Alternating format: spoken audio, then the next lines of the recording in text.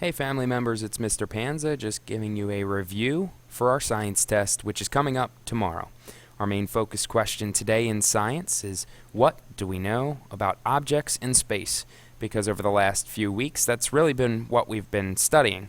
Things that you can see from Earth, and also what you can see out in space, but the movement, the moon, all the moons, the different planets. We've really studied a lot, and this is a nice comprehensive review that's going to help your students do as well as they can.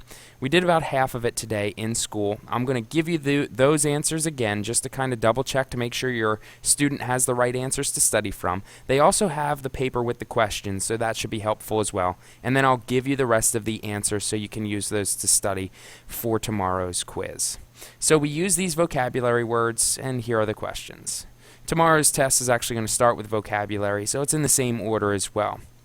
The star at the center of our solar system is the sun. We learned in science that the sun is nothing more than a star. And the one thing that's really unique about it, it is at the center of our universe, and it does not move. Number 2, the path an object takes around another object is when it's orbiting around something. When we talk about social studies this year, we're going to mention a new vocabulary word called circumnavigating, which is going completely around something. And really that's a synonym to orbit. You're going completely around something. And we obviously take that path each year around the sun.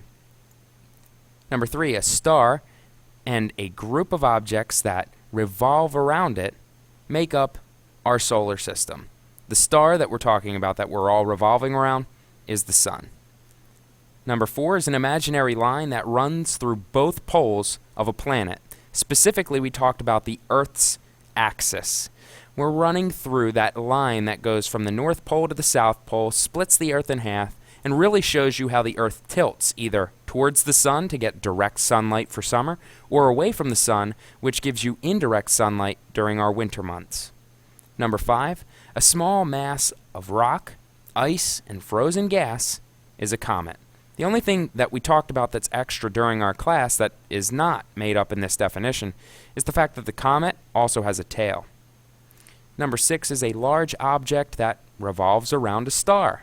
Of course, we know of 8 currently in our solar system and one dwarf planet, Pluto, but planets are those things that revolve around the star, or in this case, the sun. Number 7 is an enormous ball of superheated gases in our space, which is a star. Don't confuse this with the star at the center of our solar system. This is just overall. Any ball of superheated gas in space is considered a star. 8. Everything that exists in space is part of our universe. This is the biggest thing that we have studied. The universe is everything that makes up the space. There are smaller aspects as well, such as galaxies, ours is the Milky Way, solar systems, and planets. We go up to the last couple vocabulary words. Number 9, a large system of stars, dusts, and gas is a galaxy. Smaller than a universe, but still bigger than the Earth. A natural object that revolves around a planet. The Earth has one of these. Jupiter has a couple. Are moons. Number 11 is a device that helps people view the distance of objects. They're called telescopes. And in science, we talked about 2 types of telescopes. One is a reflecting telescope, which really lets you see far, far objects, and it uses mirrors so that you can reflect and see those far objects. The other is a refracting telescope. Refracting actually bends light. That one is good, but not as good as a reflecting telescope. Here's multiple choice. When I talk about main idea and details, this one is asking which detail is true of the sun. And I told them to remember the 2 H's. The sun is a ball of hydrogen and helium. Compare and contrast. How are asteroids and comets different from each other? H was our answer. Comets are made up of rock, ice, and frozen gases, which we could also connect to our vocabulary. And asteroids are made up of rock, but metals. J was not enough information, or really the wrong information. Which best describes the sun's location in the universe? It's at the edge of a galaxy that we call the Milky Way. The reason that best describes the universe is because the universe is everything in space, and we're talking about the galaxy of the Milky Way, and of course, the sun's location is right there on the edge of it. Here's an example with Samantha on number 15. She must label the diagram of the sun. For the sun, other than the fact that it's this ball of superheated gas which we know of as the main star in our entire solar system, there are two things that the sun can give off. One, solar flares, which we don't see here, and the other are these black spots. They're known as sunspots. A sunspot on the Earth will look like this, and that's because of the temperature differences, so it doesn't show up as the same color of that bright yellow. Instead, it looks darker black. Question 16. What does this illustration best show? Well, this is important, and you're going to see this on your quiz tomorrow. Notice that we have this arrow spinning around what would be the imaginary line on the Earth, or the axis. Well, that axis keeps us on a tilt, and as I discussed with the students today, the tilt, if you're tilting directly towards the sun, you're getting direct sunlight in the northern hemisphere, which means it's summer. The southern hemisphere, however, you notice is tilted away from the sun, and because of the Earth's axis tilt, they're getting indirect sunlight, which makes it winter. It has nothing to do with how close or how far we are from the sun, which is a common misconception, which is why D, why the Earth has seasons, is the answer to 16. These next 4 questions we did not get to in class today. So pay attention, make sure that you have the answers correct so your student can write them down and study from them tonight. 17 says you use numbers to help you understand distances in space. What other ideas in this chapter did using numbers help you understand? Well, there's really a couple different possible answers.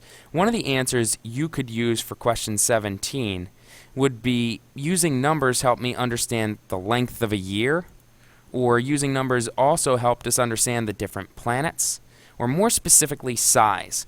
So in a complete sentence, any number of answers would be correct, but we're really looking for length of year, different planets, specifically the length of year in different planets, size of planets, or even the sun. We talked about diameter of the sun and compared that to the Earth during science. And using numbers to compare.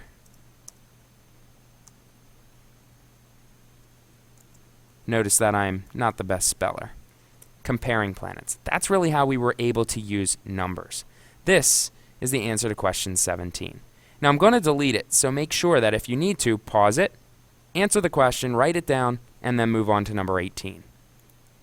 18 asks us, how could measuring the orbit of a comet help scientists understand when it will next be visible from Earth? Measuring the orbit would really help scientists know how long it takes for the comet to go around the sun and when the orbit will next be close to Earth. That's really what we're looking for there. If you measure that orbit, it helps scientists know how long it would take for the comet itself to go around the sun and when it is going to be close to Earth again. Again, I'm going to wind up deleting this answer, so make sure you copy it down now, or if you have to, pause me, write down the answer, and then go ahead and answer it. Question 19 asks if you look at the moon every night for a month, you can see it change shape. And really we're talking about those phases of the moon. These changes in appearance are the phases of the moon. Why are there different phases of the moon?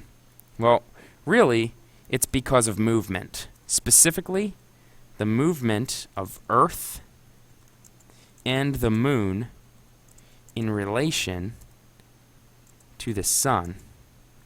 And that's what causes the phases of the moon. Those different phases, of course, really depends on where we're located. I know that if it's sun, moon, Earth, then we have a bright, shining full moon. And finally, question 20. Suppose you have been asked to do a presentation about our solar system. You are to present information about the planets and show where they're located in space.